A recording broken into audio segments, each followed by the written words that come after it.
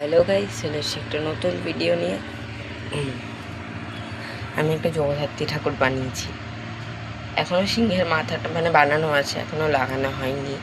তবে ফুলফিল হলে আমি তোমাদের দেখিয়ে দেবো। মাকে তো আমি আসলে শাড়ি পরাবো ভেবে রেখেছি, মাটি দিয়ে পরাবো না ভাবছি। মাটি দিয়ে যেই ইয়েটা করা যায় আমি ওটা করবো না ভাবছি।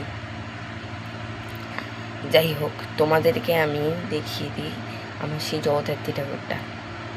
তো চলো দেখতে থাকো।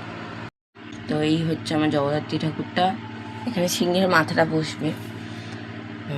তো ওগুলো তোমাদের দেখিয়ে দিই, একটু দাঁড়ো।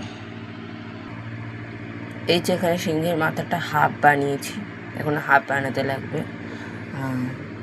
এইখানে আছে হাতির মাথাটা, যেটা সিংহের পায়ের তলায় থাকবে। এই যে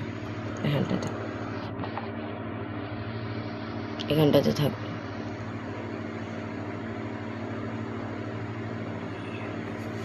আর রইল মায়ের হাতে অস্ত্র শস্ত্রগুলোর কথা। এই যে মায়ের তীর এই হাতে, মায়ের ধনুক এই হাতে, মায়ের চক্র এই হাতে, এবং মায়ের শঙ্খ এই হাতে। তো এই চারটে অস্ত্র আমি বানিয়েছি মোল্ডেড ক্লে দিয়ে। তোমাদের একটু দেখিয়েছি কাছ থেকে, দাঁড়াও। এই চক্র, ধনুক, শঙ্খ আর তীর মোল্ডেড ক্লে দিয়ে বানিয়েছি আমি। এই যে তীর, ছোট্ট ছোট্ট জিনিস। আর এই যে ধনুক, আর এই যে শঙ্খ, যেটা আরোই ছোট। আর সব থেকে বড় মায়ের চক্র। তো কেমন হয়েছে প্লিজ জানাবে।